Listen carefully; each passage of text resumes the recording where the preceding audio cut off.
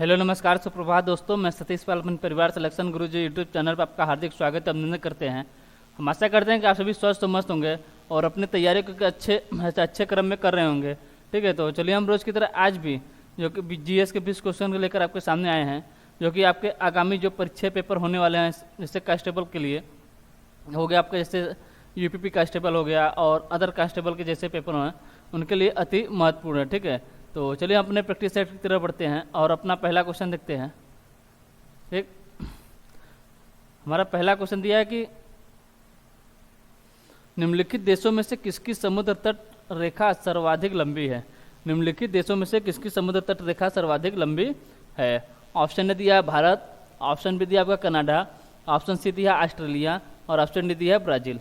Option D क्या दिया है? ब्राजील। तो किसकी बात कर रहा है? निम्नलिखित देशों में से किसकी समुद्र तट रेखा मतलब सर्वाधिक लंबी है। ठीक है, तो हम अगर तो पूछे सबसे विश्व में सबसे लंबी तट रेखा वाला देश कौन सा है, समुद्री तट रेखा वाला सबसे लंबा तट रेखा वाला कौन सा देश है, तो यह आपका कनाडा। कौन सा है? कनाडा। यानी ऑप्शन बी हमारा जो है ये सही आंसर होता है। अगर हम किसकी बात करें, अगर हम 10 बड़े देशों की बात करें, जैसे मतलब जिसके बड़े समुद्र तट वाले देशों की बात करें, ठीक है, कौन कौन से हैं, तो पहले नंबर पर कौन आ जाता है? पहले नंबर पर आपका आ जाता है आपका कनाडा। कौन सा है? कनाडा है। पहले नंबर पे कनाडा आ जाता है। पहले नंबर पे समुद्र तट में सबसे बड़ा सबसे सर्वाधिक लंबी वाली समुद्री तट रेखा किसकी है? कनाडा की है। दूसरे नंबर पे, यानी इसके बाद कौन सा देश आता है? इसके बाद आता है आपका नार्वे दूसरे नंबर पे है।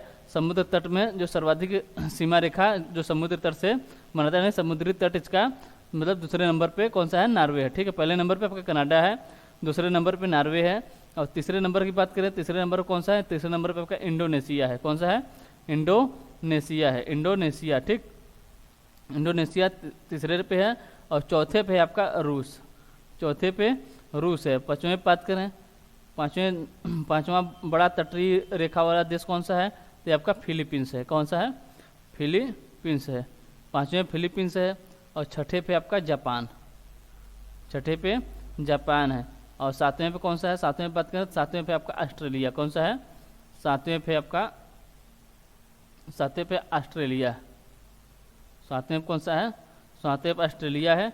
आठवें पे आपका यूएसए यानी अमेरिका। और नौवें पे बात करें, नौवें पे कौन सा आ जाता है? आपका अंटार्कटिका महाद्वीप आ जाता है। अंटार्कटिका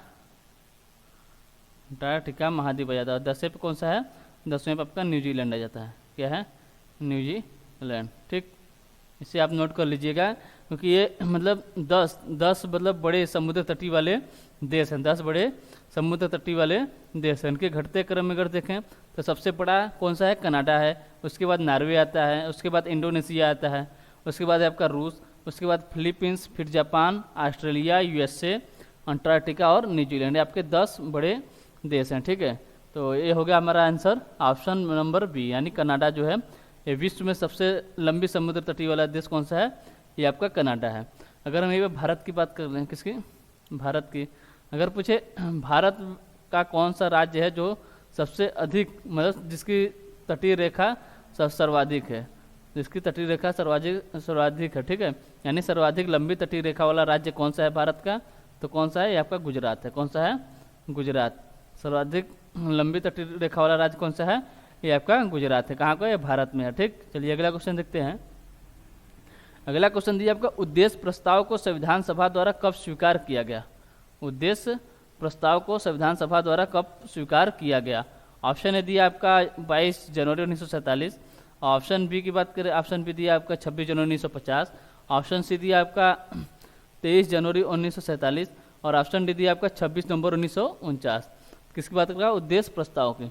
अगर हम कब स्वीकार किया गया था ना, कब स्वीकार किया गया था। अगर हम पूछे उद्देश्य प्रस्ताव पेश कब किया गया था, कब पेश किया गया था, तो और किसने इसे पेश किया था? ठीक है, तो किसने अगर बात करें तो कब पेश हुआ था? तो हुआ था आपका 13 दिसंबर 1946 को। 13 दिसंबर 1946 को था क्या? ये संविधान सभा की तीसरी बैठक थी। संविधान सभा की तीसरी बैठक थी। अब पूछे अगर संविधान सभा की पहली बैठक कब थी? तो ये थी आपकी 9 दिसंबर 1946 को। 9 दिसंबर 1946 को। 9 दिसंबर 1946 को इस दिन क्या हुआ था? तो इस दिन आपके इस सभा में जो सबसे बुजुर्ग व्यक्ति थे आपके सच्चिदानंद सिन्हा को अस्थायी अध्यक्ष चुना गया था। अस्थायी अध्यक्ष किसे चुना गया था? डॉक्टर सच्चिदानंद सिन्हा को। डॉक्टर सच्चिदानंद सिन्हा को अस्थायी अध्यक्ष चुना गया था, ठीक है। और इसके बाद दूसरी बैठक अगर पूछे कब हुई थी, कौन सी दूसरी बैठक? दूसरी बैठक की बात करें, दूसरी बैठक हुई थी आपकी 11 दिसंबर। कब? 11 दिसंबर 1946 को। दूसरी बैठक हुई थी आपकी 11 दिसंबर 1946 को। इस दिन क्या हुआ था? इस दिन डॉक्टर राजेंद्र प्रसाद को स्थायी अध्यक्ष चुन लिया गया था।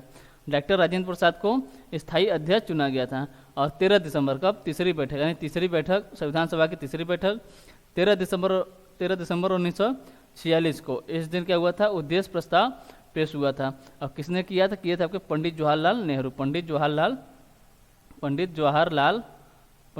नेहरू किए थे। पंडित जवाहरलाल नेहरू जी ने मतलब 13 दिसंबर 1946 को उद्देश्य प्रस्ताव को संविधान सभा में पेश किया था। और पूछे इसे पास कब किया गया था? इसे पास किया गया था आपके 22 जनवरी 1947, 22 जनवरी 1947 में उद्देश्य प्रस्ताव को संविधान सभा द्वारा पास किया गया था। उद्देश्य प्रस्ताव को संविधान सभा द्वारा पास किया गया था। और यही उद्देश्य प्रस्ताव जो है आपके संविधान में क्या है, किसके मतलब किसके रूप में है? आपके प्रस्तावना के रूप में है। किसके रूप में है? प्रस्तावना के रूप में, प्रस्तावना के रूप है, ठीक। चलिए अगला क्वेश्चन देखते हैं। अगला क्वेश्चन दिया, अजंता एलोरा अंतर्राष्ट्रीय फिल्म फेस्टिवल के किस फिल्म को गोल्डन कैलासा अवार्ड प्रदान किया गया है? अजंता एलोरा अंतर्राष्ट्रीय फिल्म फेस्टिवल के किस फिल्म को गोल्डन कैलासा अवार्ड प्रदान किया गया है? ऑप्शन यदि आपका नानेरा, ऑप्शन बी दिया है काली एसरू, ऑप्शन सी दिया आपका अपराजितो, और ऑप्शन डी दिया उपरोक्त सभी। किसकी बात कर रहा है? किस फिल्म को कौन सा पुरस्कार दिया गया? Golden Kailasa award. Golden Kailasa award. तो पूछे किस फिल्म को दिया गया? तो दिया गया था आपके नानेरा, यानी ऑप्शन ए हमारा जो है ये सही आंसर होता है, ठीक। ऑप्शन ए हमारा जो है सही आंसर होता है, ठीक। चलिए अगला क्वेश्चन देखते हैं। अगला क्वेश्चन दिया आपका कि क्वेश्चन नंबर 4 है कि वर्ष 2023 में संघाई सहयोग संगठन के शिखर सम्मेलन का मेजबान देश कौन सा है? कब की बात कर रहा है? वर्ष 2023 में संघाई सहयोग संगठन के शिखर सम्मेलन का मेजबान देश कौन सा है? ऑप्शन ए दिया आपका भारत, ऑप्शन बी दिया आपका चीन, ऑप्शन सी दिया ईरान, और ऑप्शन डी दिया रूस। किसकी बात कर रहा है? संघाई सहयोग संगठन के, यानी एससीओ। किसकी? एससीओ की बात कर रहा है। अगर पूछे एससीओ की स्थापना कब हुई थी? तो हुई थी आपको 1996 में, ठीक है। इसकी स्थापना कब हुई थी? 1996 में इसकी स्थापना हुई थी। अगर पूछे हेडक्वार्टर कहाँ पर है? ये आपका बीजिंग में। कहाँ पर? बीजिंग में इसका हेडक्वार्टर कहाँ पर है? चीन में है। ये आपके चीन, बीजिंग चीन में इसका हेडक्वार्टर है। स्थापना को 1996 में है, ठीक है। अगर पूछे इसमें टोटल कितने देश थे, कितने देश थे, मतलब कितने देश सदस्य हैं, तो टोटल 8 थे, लेकिन वर्तमान कितने हैं? टोटल 9 सदस्य देश है। 9 सदस्य टोटल देश हैं, ठीक है। अगर पूछे 9वां कौन सा है? 9वां आपका ईरान है। 9वां ईरान। पूछे अगर से नवीनतम देश कौन सा है जो इसमें शामिल हुआ है? आपका ईरान है। तो पूछ रहा है एकदम वर्ष 2023 में संघाई सहयोग संगठन के शिखर सम्मेलन का मेजबान देश कौन सा है? तो यह कौन सा है? आपका भारत है। कौन है? भारत। यानी ऑप्शन है हमारा जो है ये सही आंसर होता है, ठीक है। अगर पूछे, अगर हम बात कर लें इनमें 8 देश शामिल कौन कौन से हैं? देखिए आपका कौन सा? चीन हो गया, फिर आपका कजाकिस्तान, कजाकिस्तान है, किर्गिस्तान, ठीक है, किर्गिस्तान है। फिर आपका रूस के बाद है आपका तजाकिस्तान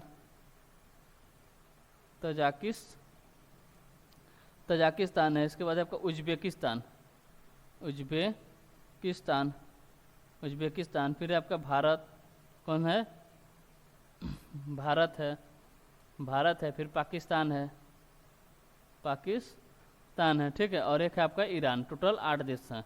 चीन, कजाकिस्तान, किर्गिस्तान, रूस, Tajikistan, Uzbekistan, Bharat, Pakistan, Iran. Total आपके 9 सदस्य देश जो कि संघाई सहयोग संगठन में शामिल हैं, ठीक।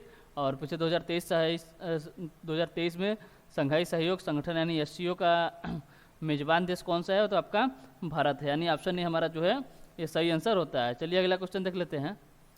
अगला क्वेश्चन दिया, भारत के किस शहर में आपको स्वामी विवेकानंद हवाई अड्डा मिलेगा?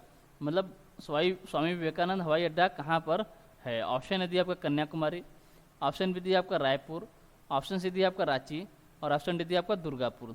तो किस शहर में है, तो आपके कहाँ पर है, आपके रायपुर। रायपुर कहाँ है, आपके छत्तीसगढ़ में। कहाँ पर है, छत्तीसगढ़ में। छत्तीसगढ़ में रायपुर, छत्तीसगढ़ के शहर है आपका रायपुर। रायपुर में कौन सा हवाई अड्डा है, ये आपका स्वामी विवेकानंद हवाई अड्डा। स्वामी विवेकानंद हवाई अड्डा कहाँ पर है, आपके छत्तीसगढ़ के रायपुर में। ठीक है, अगर पूछे रांची में कौन सा हवाई अड्डा है, तो यहाँ पे आपका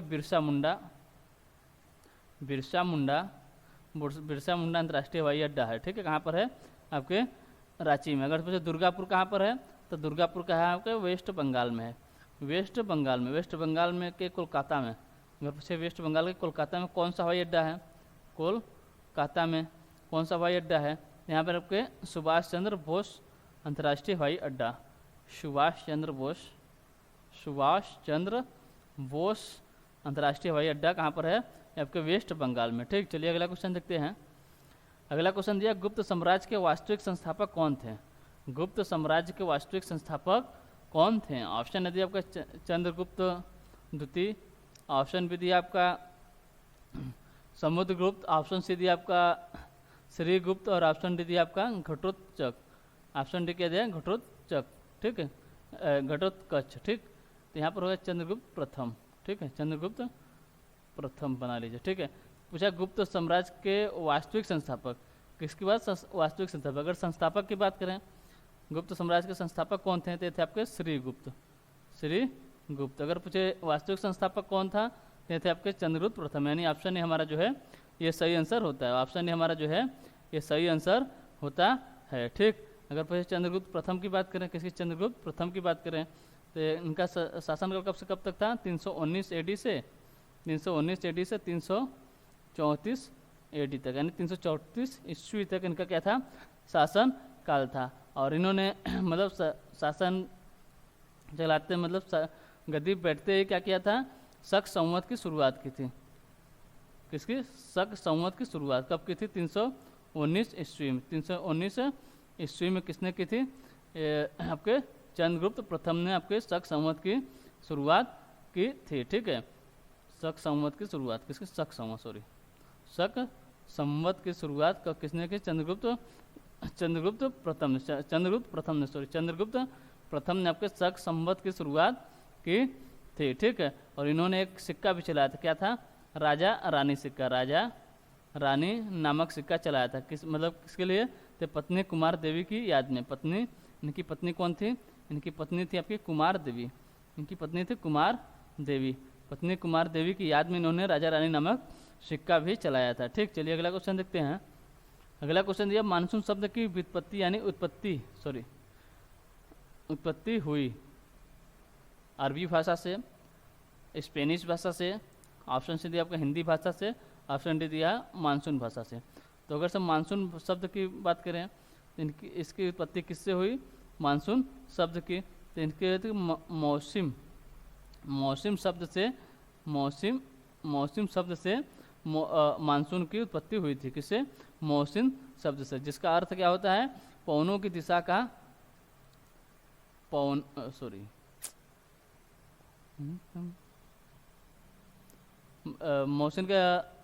मौसम का अर्थ क्या होता है, मतलब मौसम शब्द से किसकी उत्पत्ति हुई थी, आपकी मानसून शब्द की उत्पत्ति किससे हुई थी, मौसम शब्द से। अगर सो मौसम का मतलब क्या होता है, इसका मतलब होता है पवनों की दिशा का ऋतु के अनुसार परिवर्तन होना।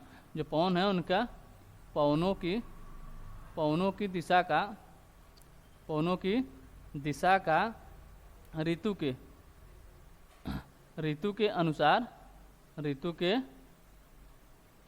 अनुसार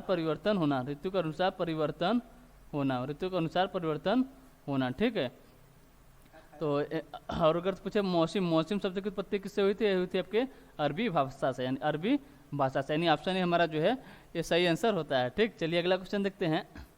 अगला क्वेश्चन दिया है, कौन सी पंचवर्षीय योजना केवल 4 वर्ष की थी। कौन सी पंचवर्षीय योजना केवल 4 वर्ष की थी। ऑप्शन है दिया आपका तीसरी पंचवर्षीय योजना, ऑप्शन बी दिया आपका चौथी पंचवर्षीय योजना, ऑप्शन सी दिया आपका 5वीं पंचवर्षीय योजना, और ऑप्शन डी दिया आपका 7वीं पंचवर्षीय योजना। ठीक है, अगर पूछे पंचवर्षीय योजना की शुरुआत कब से हुई थी, ये हुई थी आपकी 1951 से। अगर पूछे पहली पंचवर्षीय योजना कब हुई थी, ये हुई थी आपकी 1951 से 1956 तक। पहली पंचवर्षीय योजना 1951 से 1956 के बीच चलाई गई थी। किस मॉडल पे थी, तो हेराल्ड डोमर मॉडल पर थी, हेराल्ड डोमर मॉडल पर थी। ठीक, अगर हम पूछे दूसरी पंचवर्षीय योजना कब से कब तक चली थी, तो चली थी आपकी 1956 से 1961 तक। 1956 से 1961 तक कौन सी दूसरी पंचवर्षीय योजना, इस किस मॉडल पर थी, यह थी आपकी पीसी महालनोबिस मॉडल पर, पीसी महालनोबिस मॉडल पर। ठीक, अगर तीसरी पंचवर्षीय योजना की बात करें तो ये चली थी आपकी 1961 से 1966 तक। 1961 से 1966 तक कौन थी आपकी तीसरी पंचवर्षीय योजना। ठीक है, अब पूछिए अगर 1967 से 1966 से 67 और 67 से 68, 67 से 68 और 68 से 69 तक, ये क्या था, ये 3 साल का बीच में आपका योजना अवकाश था, योजना अवकाश था। ठीक है, अगर पूछे चौथी पंचवर्षीय योजना कब से कब तक चली, तो चली थी आपकी 1969 से 1974 तक। 1974 तक कौन सी, ये चौथी पंचवर्षीय योजना चली थी।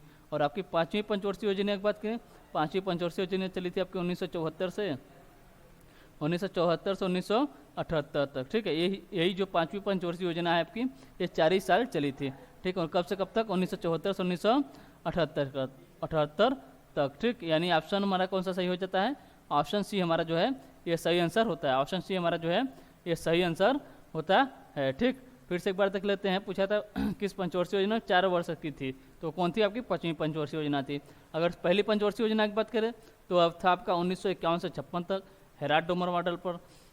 दूसरी पंचवर्षीय योजना 1956 से 1961 तक पीसी महालनोबिस मॉडल पर। और तीसरी पंचवर्षीय योजना हुई थी आपकी, तीसरी पंचवर्षीय योजना चली थी आपकी 1961 से 66 के बीच। और इसके बाद 1966 से 1967, 1967 से 1968 और 1968 से 1969, यानी 3 साल का क्या था, योजना अवकाश था। ठीक, और उसके बाद चौथी पंचवर्षीय योजना आपकी चली थी 1969 से 1974 के बीच। और पांचवी पंचवर्षीय योजना चली आपकी 1974 से 1978। यही आपकी 4 वर्ष की पंचवर्षीय योजना थी। ठीक, चलिए अगला क्वेश्चन देखते हैं। अगला क्वेश्चन दिया आपका, एंथोरियम त्यौहार किस राज्य में मनाया जाता है। एंथोरियम त्यौहार किस राज्य में मनाया जाता है। ऑप्शन है दिया आपका असम, ऑप्शन भी दिया आपका मिजोरम, ऑप्शन सी दिया आपका नागालैंड और ऑप्शन डी दिया मणिपुर। इसकी बात करें एंथोरियम त्यौहार, एंथोरियम त्यौहार किस राज्य में मनाया जाता है, तो मनाया जाता है आपके यहाँ कहाँ पर, मिजोरम में। कहाँ पर, मिजोरम, यानी ऑप्शन बी हमारा जो है ये सही आंसर होता है। चलिए अगला क्वेश्चन देखते हैं।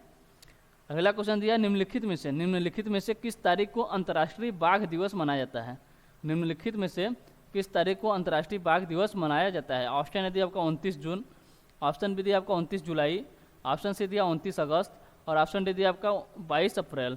तो किसकी बात कर रहा है, अंतर्राष्ट्रीय बाघ दिवस। अंतर्राष्ट्रीय बाघ दिवस कब मनाया जाता है, तो मनाया जाता है 29 जुलाई को, यानी ऑप्शन बी हमारा जो है ये सही आंसर होता है। ठीक, अगर पूछे हम टाइगर प्रोजेक्ट कब आया था, क्या थी टाइगर प्रोजेक्ट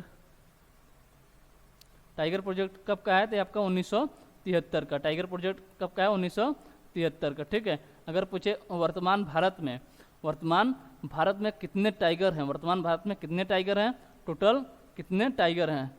ठीक है, टाइगर की संख्या क्या है, तो यह आपका 3167 टाइगर कितने हैं, मतलब 3167 टाइगर कहाँ पर है आपके वर्तमान में भारत में मौजूद हैं। कितने, 3167 टाइगर हैं। ठीक है, अगर पूछे टाइगर प्रदेश किसे कहा जाता है, कहा जाता है आपके मध्य प्रदेश में, क्योंकि यहाँ पर सबसे अधिक टाइगर पाए जाते हैं।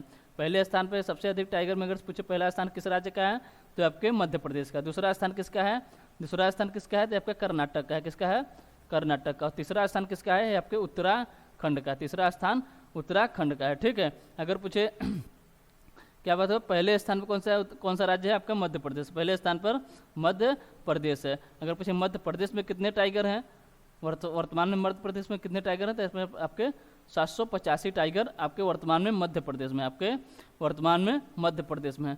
अगर पूछे किस नेशनल पार्क में सबसे अधिक टाइगर हैं, किस नेशनल पार्क में सबसे अधिक टाइगर हैं, तो आपके जिम कॉर्बेट, किसमें, जिम कॉर्बेट नेशनल पार्क में। जिम कॉर्बेट नेशनल पार्क में सबसे अधिक टाइगर हैं। ठीक है, कितने हैं, 260 टाइगर। 260 टाइगर कहाँ पे आपके, जिम कॉर्बेट नेशनल पार्क कहाँ पर है, आपके उत्तराखंड में। अगर पूछे किस राज्य में है तो सबसे अधिक मध्य प्रदेश में। और किस मतलब किस नेशनल पार्क में है तो आपके जिम कॉर्बेट नेशनल पार्क कहाँ पर, उत्तराखंड में। कितने 260। मध्य प्रदेश में 785 टाइगर। अब पूरे भारत में कितने हैं 3167 टाइगर। 3167 टाइगर कहाँ है तो पूरे भारत में, ठीक है। अगर पूछे T+2 अवार्ड किस मतलब किस टाइगर रिजर्व को मिला, यानी किस राष्ट्रीय पार्क को मिला है तो मिला आपके T+2 नेशनल पार्क किसे मिला है, मिला आपके सत्यमंगलम। किसे, सत्यमंगलम टाइगर रिजर्व को, सत्यमंगलम टाइगर रिजर्व को मिला है, ठीक है। किसे, सत्यमंगलम टाइगर रिजर्व, जो कि आपके कहाँ पर है, आपके तमिलनाडु में। कहाँ पर है, तमिलनाडु में है। तमिलनाडु में कहाँ पर है, ये आपके तमिलनाडु में है, ठीक। तो हमारा आंसर क्या होगा, हमारा आंसर हो गया 29 जुलाई को कौन सा दिवस मनाया था, आपके राष्ट्रीय बाघ दिवस। अगर पूछे 29 जून, यानी ऑप्शन ए क्या दिया है, ऑप्शन ए दिया आपका 29 जून। 29 जून को कौन सा दिवस मनाया जाता है, 29 जून को कौन सा दिवस मनाया था, यहाँ पर मनाया था आपका भारतीय सांख्यिकी दिवस। कौन सा है, सांख्यिकी दिवस। सांख्यिकी दिवस कब मनाया जाता है, सांख्यिकी दिवस मनाया जाता है आपके 29 जून को। 29 जून को सांख्यिकी दिवस किसके जन्म दिवस पर तो मनाया जाता है, आपके पीसी महालनोबिस के जन्म दिवस पर भारत में सांख्यिकी दिवस 29 जून को मनाया जाता है। और अगर 29 अगस्त को किसकी बात करें, 29 अगस्त की, 29 अगस्त को कौन सा दिवस मनाया जाता है, यहाँ मनाया जाता है आपका खेल दिवस। क्या, खेल दिवस आपके 29 अगस्त को मनाया जाता है मेजर ध्यानचंद के जन्म दिवस पर, मेजर ध्यानचंद के जन्म दिवस पर, ठीक है। अगर हम पूछे 22 अप्रैल को कौन सा दिवस मनाया जाता है, 22 अप्रैल को मनाया जाता है आपका पृथ्वी दिवस, ठीक है। 22 अप्रैल को पृथ्वी दिवस, ठीक है। 29 जून को हो गया आपका सांख्यिकी दिवस, 29 जुलाई हो गया आपका खेल दिवस, और 29 जुलाई हो गया आपका टाइगर दिवस, और 29 अगस्त हो गया आपका खेल दिवस, और 22 अप्रैल हो गया आपका पृथ्वी दिवस। इसी प्रकार हम बात करें 22 मई को, 22 मई को कौन सा दिवस मनाया जाता है, कब, 22 मई को कौन सा दिवस मनाया जाता है। और एक है आपका 22 मार्च को, 22 मई और 22 मार्च को कौन सा दिवस मनाया जाता है। अगर हम 22 मई की बात करें, 22 मई को कौन सा दिवस है, यहाँ पर आप जैव विविधता दिवस है, जैव विविधता दिवस। और 22 मार्च की बात करते हैं, यहाँ पर आपका जल दिवस, ठीक है। कौन सा दिवस है आपका, जल दिवस। 22 मई जैव विविधता दिवस, 22 मार्च जल दिवस, और 22 अप्रैल पृथ्वी दिवस, ठीक। 29 जून सांख्यिकी दिवस, 29 जुलाई राष्ट्रीय बाघ दिवस, और 29 अगस्त खेल दिवस, ठीक। चलिए ठीक, अगर आपको समझ में आ रहा है तो लाइक और सब्सक्राइब जरूर करें और शेयर करना ना भूलें, ठीक। चलिए अगला क्वेश्चन देखते हैं। अगला क्वेश्चन दिया आपका, मेखला चादर किस राज्य की एक पारंपरिक पोशाक है। मेखला चादर किस राज्य की एक पारंपरिक पोशाक है। ऑप्शन है दिया आपका त्रिपुरा, ऑप्शन बी दिया आपका उड़ीसा, और ऑप्शन बी दिया आपका उड़ीसा, ऑप्शन सी दिया आपका पश्चिम बंगाल, और ऑप्शन डी दिया आपका असम। ये जो फिगर है आपका देखिए, ये आपका मेखला चादर क्या है, मेखला चादर, जो कि एक ये कहाँ का है, आपके असम का है। कहाँ का है, ये असम का है। यहाँ की महिलाओं द्वारा इसे पहना जाता है, ठीक है। ये असमिया वस्त्र है। क्या है, असमिया वस्त्र है। कहाँ का है, ये आपके असम का है। यानी ऑप्शन डी हमारा जो है ये सही आंसर होता है। ऑप्शन डी हमारा सही आंसर होता है, ठीक। और अगर हम असम की बात करें, किसकी, असम की बात करें, असम में क्या कौन सा मेला लगता है तो यहाँ पर लगता है असम में एक आपका कामाख्या माता मंदिर। क्या है, कामाख्या माता मंदिर, जहाँ पर क्या कौन सा मेला लगता है, यहाँ लगता है आपका अम्बुबाची मेला। अम्बुबाची मेला पूछे कहाँ पर लगता है, आपके असम में लगता है। कहाँ पर लगता है, कामाख्या माता के मंदिर में लगता है, कामाख्या माता मंदिर में लगता है, ठीक है। कौन सा, अम्बुबाची मेला, ठीक। चलिए अगला क्वेश्चन देखते हैं। अगला क्वेश्चन दिया है, संविधान के किस भाग में अंतर्राष्ट्रीय शांति और सुरक्षा को बढ़ावा देना वर्णित किया गया है। संविधान के किस भाग में अंतर्राष्ट्रीय शांति और सुरक्षा को बढ़ावा देना वर्णित किया गया। ऑप्शन दिया आपका मौलिक अधिकार, ऑप्शन बी दिया आपका प्रस्तावना, ऑप्शन सी दिया आपका राज्य के नीति निर्देशक तत्व, ऑप्शन डी दिया आपका मौलिक कर्तव्य। ऑप्शन डी किया दिया आपका मौलिक कर्तव्य, ठीक है। तो किसकी बात करें, संविधान के किस भाग में अंतर्राष्ट्रीय शांति और सुरक्षा को बढ़ावा देना वर्णित किया गया। अगर पूछा अंतर्राष्ट्रीय शांति और अंतर्राष्ट्रीय सुरक्षा को किस अनुच्छेद के अंतर्गत बताया गया है, तो बताया गया अनुच्छेद 51 के अंतर्गत इसके बारे में बताया गया। किसमें है, तो ये आपके राज्य के नीति निर्देशक तत्व, यानी ऑप्शन सी हमारा जो है ये सही आंसर होता है। ऑप्शन सी हमारा जो है ये सही आंसर होता है, ठीक है। अगर पूछे राज्य नीति निर्देशक तत्व भाग क्या है, राज्य के नीति निर्देशक तो किस भाग में है, तो आपके भाग 4 में है। किसमें है, भाग 4 में। अनुच्छेद कहाँ से कहाँ तक है, तो अनुच्छेद 36 से 51 तक, अनुच्छेद 36 से 51 तक क्या राज्य के नीति निर्देशक तत्व भाग 4 है, भाग 4 है। ठीक, अब मौलिक कर्तव्य की बात करें तो मौलिक कर्तव्य किसमें है, ये भाग 4 क में है। भाग 4 क में क्या है, मौलिक कर्तव्य है, अनुच्छेद 51 का, अनुच्छेद 51 का। ठीक, अनुच्छेद 51 का भाग 4 का किससे संबंधित है, आपके मौलिक कर्तव्य से संबंधित है। अगर हम मौलिक अधिकार की बात करें, मौलिक अधिकार की बात करें तो किसमें है, भाग 3 में। किसमें है, भाग 3 में क्या है, मौलिक अधिकार है, मौलिक अधिकार है। अनुच्छेद कहाँ से कहाँ तक, अनुच्छेद 12 से 35 तक, अनुच्छेद 12 से 35 तक क्या है आपका, ये आपका मौलिक अधिकार है। ठीक, चलिए अगला क्वेश्चन देखते हैं। अगला क्वेश्चन दिया, निम्नलिखित में से किस राज्य में श्री विल्लीपुथुर हाथी अभ्यारण्य स्थित है। निम्नलिखित में से किस राज्य में श्री विल्लीपुथुर हाथी अभ्यारण्य स्थित है। ऑप्शन ए दिया आपका कर्नाटक, ऑप्शन बी दिया आपका तेलंगाना, ऑप्शन सी दिया आपका तमिलनाडु और ऑप्शन डी दिया आपका असम। ऑप्शन डी क्या दिया है, असम। ठीक है, तो किस राज्य में स्थित है, तो आपके तमिलनाडु में स्थित है। कहाँ पर है, तमिलनाडु में, यानी ऑप्शन सी हमारा जो है ये सही आंसर होता है। अगर हम पूछे किसकी बात कर रहा है, श्री विल्लीपुथुर, श्री विल्लीपुथुर क्या है अभ्यारण्य, क्या है राज्य में, मतलब किस राज्य में स्थित है, आपके तमिलनाडु में है। अगर पूछे तमिलनाडु का कौन सा किस नंबर का, तमिलनाडु का 5वां अभ्यारण्य है, तमिलनाडु का 5वां टाइगर रिजर्व है, यानी टाइगर रिजर्व यानी अभ्यारण्य है। ठीक है, टाइगर रिजर्व है। ठीक, तमिलनाडु का 5वां टाइगर रिजर्व है, तमिलनाडु का 5वां है। और भारत की बात करें तो भारत का 51वां है, भारत का 51 नंबर का क्या है, टाइगर रिजर्व है। ठीक है, अगर पूछे 52वां टाइगर रिजर्व कौन सा है, 52वां कौन सा, 52वां और 53वां, वर्तमान में कितने टाइगर रिजर्व हैं, टोटल 53 है। 52वां टाइगर रिजर्व कहाँ पर है, ये आपके कहाँ पर है, इसका नाम क्या है, तो इसका नाम है आपका रामगढ़ विषधारी, रामगढ़ विषधारी, रामगढ़ विषधारी कहाँ पर है, ये आपके राजस्थान, कहाँ पर, राजस्थान के बूंदी जिला में है। कहाँ पर, राजस्थान के बूंदी जिला में। 52वां टाइगर रिजर्व पूछे तो रामगढ़ विषधारी टाइगर रिजर्व राजस्थान के बूंदी जिला में। अगर 53वां टाइगर रिजर्व की बात करें, किसकी, 53वां टाइगर रिजर्व की बात करें, कहाँ पर है, आपके रानीपुर, कहाँ पर, रानीपुर, ये कहाँ है, आपके उत्तर प्रदेश में, उत्तर प्रदेश में आपका 53वां टाइगर रिजर्व है। ठीक, चलिए अगला क्वेश्चन देखते हैं। अगला क्वेश्चन दिया, अरबों ने किसके नेतृत्व में भारत पर पहला सफल आक्रमण किया था। अरबों ने किसके नेतृत्व में भारत पर पहला सफल आक्रमण किया था। ऑप्शन दिया आपका मोहम्मद गजनवी, ऑप्शन बी दिया आपका मोहम्मद गौरी, ऑप्शन सी दिया आपका सुबुक्तकीन और ऑप्शन डी दिया मोहम्मद कासिम। अगर पूछे अरबों ने भारत पर पहला आक्रमण कब किया था, पहला आक्रमण कब किया था, किए थे आपके 711 में। ठीक, लेकिन ये क्या था, ये असफल था, ये असफल था। लेकिन पूछा क्या, सफल आक्रमण, ये सफल आक्रमण कब किए थे, देखिए आपके 712 में, किसके समय में, मोहम्मद बिन कासिम के समय में, मोहम्मद बिन कासिम के समय, यानी ऑप्शन डी हमारा जो है ये सही आंसर होता है। चलिए अगला क्वेश्चन देखते हैं। अगला क्वेश्चन दिया, आंध्र प्रदेश के दक्षिणी भाग में स्थित कोल्लेरू झील 2 नदियों के डेल्टा पर स्थित है।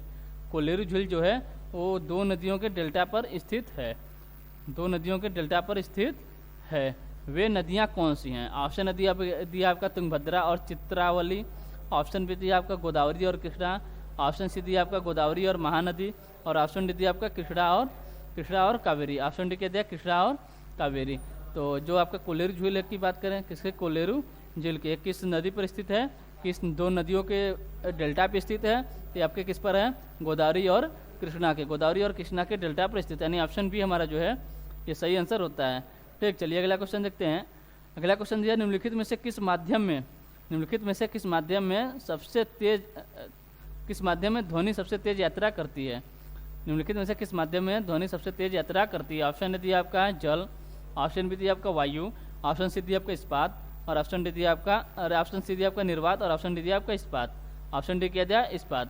किसकी बात कर रहा है, ध्वनि की चाल बात कर रहा है, मतलब किस माध्यम में ध्वनि की चाल सबसे अधिक होती है, तो किस में होती है, ये होती है आपकी इस्पात में, यानी ऑप्शन डी हमारा जो है ये सही आंसर होता है। अगर पूछे इस्पात में ध्वनि की चाल कितनी होती है, ये होती है 5920 मीटर प्रति सेकंड, तो 5920 मीटर प्रति सेकंड होती है। और निर्वात में कितनी होती है, तो आपकी 0 होती है, निर्वात में 0 होती है। ठीक है, अगर हम वायु की बात करें तो वायु में कितनी होती है, वायु में 344 मीटर प्रति सेकंड होती है। ठीक है, अगर हम जल में बात करें, जल में होती है आपकी 1480 मीटर प्रति सेकंड। ये क्या होती है, आपके ध्वनि की चाल होती है। ठीक, चलिए अगला क्वेश्चन देखते हैं।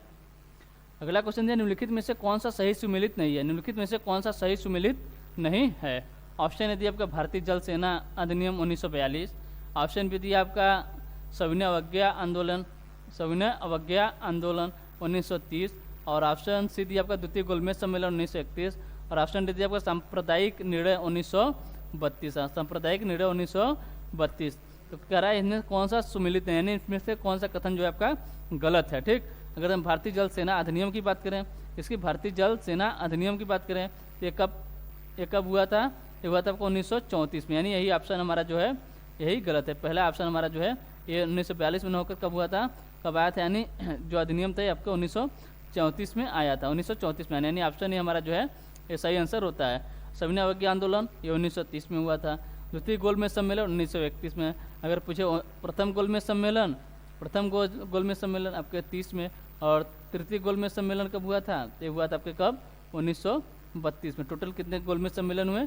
टोटल आपके 3 गोलमेज सम्मेलन हुए, पहला 1930, 1931, 1932। ठीक, और ऑप्शन डी आपका सांप्रदायिक निर्णय कब आए थे? आपका 1932 में आते हैं। निर्णय किसने मतलब किसके द्वारा आया था?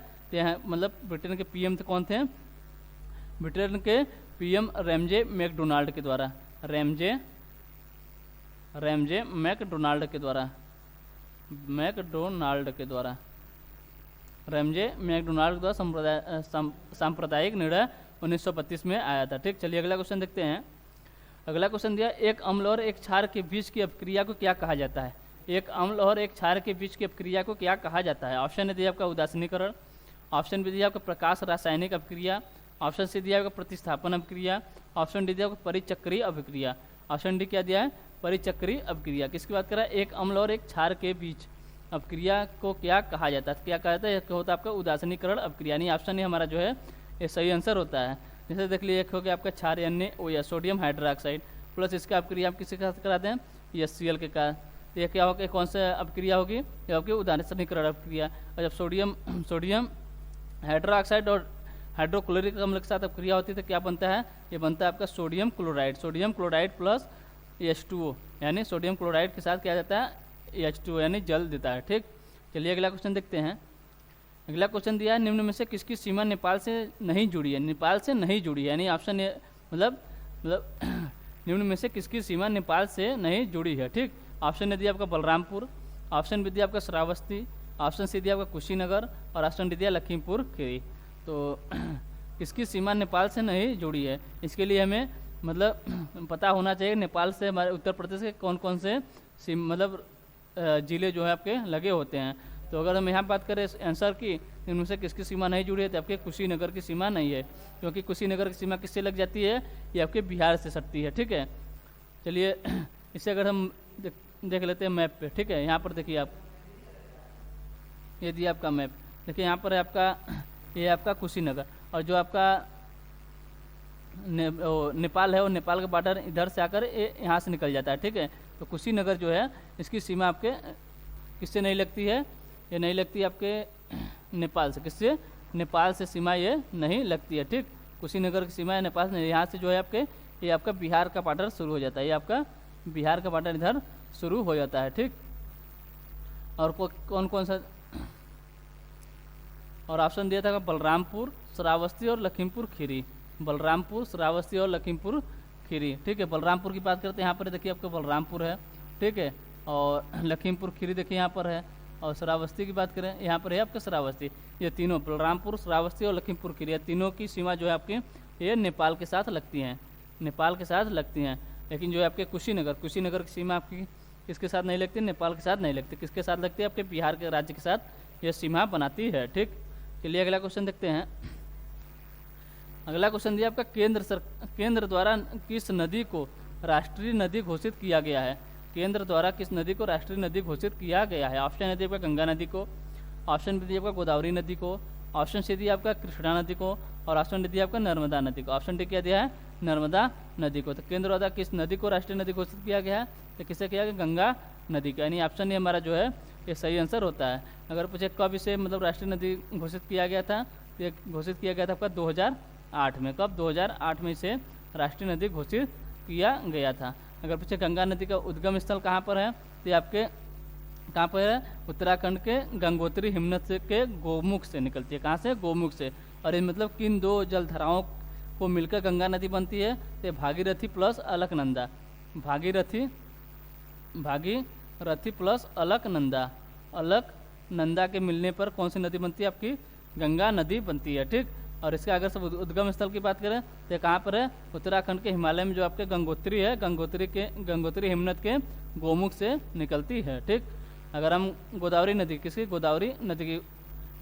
का उद्गम स्थल बात करें, इसकी गोदावरी नदी का उद्गम स्थल तो ये आपके महाराष्ट्र के, कहाँ के? महाराष्ट्र के नासिक के त्रियंबकम, कहाँ के?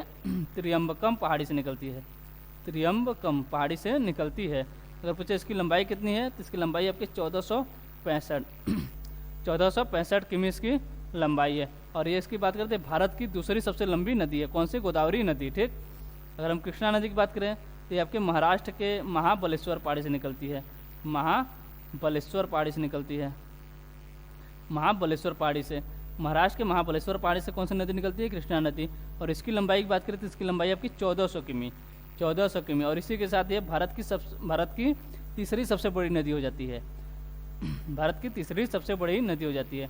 और अगर हम नर्मदा नदी की बात करें, इसका उद्गम स्थल कहाँ है? ये आपके मध्य प्रदेश के अमरकंटक से निकलती है, अमरकंटक से, मध्य प्रदेश के अमरकंटक से कौन सी नदी निकलती है?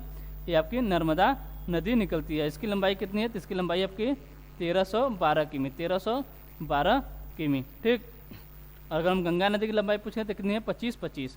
भारत की सबसे लंबी नदी गंगा नदी, भारत की दूसरी सबसे लंबी नदी ये आपकी गोदावरी नदी, कितनी लंबाई? 1465। अगर पूछे दक्षिण भारत की सबसे लंबी नदी कौन सी हो जाएगी? वहाँ पर गोदावरी नदी हो जाएगी। ठीक, और अगर से भारत की दूसरी लंबी नदी वो भी आपकी गोदावरी नदी, और भारत की तीसरी सबसे बड़ी नदी वो है आपकी कृष्णा नदी, जो कि आपकी किसकी लंबाई कितनी है? 1400 किमी। ठीक, तो चलिए आज के लिए बस इतना ही रखते हैं, अब मिलते हैं आपसे अगले सेशन में। अगर सेशन आपको अच्छा लग रहा हो तो लाइक और सब्सक्राइब जरूर करें और शेयर करना ना भूलें। अगर आपको कोई भी क्लास लेने में, कुछ भी क्वेश्चन में, कुछ भी अगर कहीं भी प्रॉब्लम हो रही है तो आप उसे कमेंट बॉक्स में ज़रूर बताएं। ठीक है, तो चलिए मिलते हैं आपसे अगले सेशन में, तब तक के लिए आपको टेक केयर, बाय बाय, जय हिंद, जय भारत।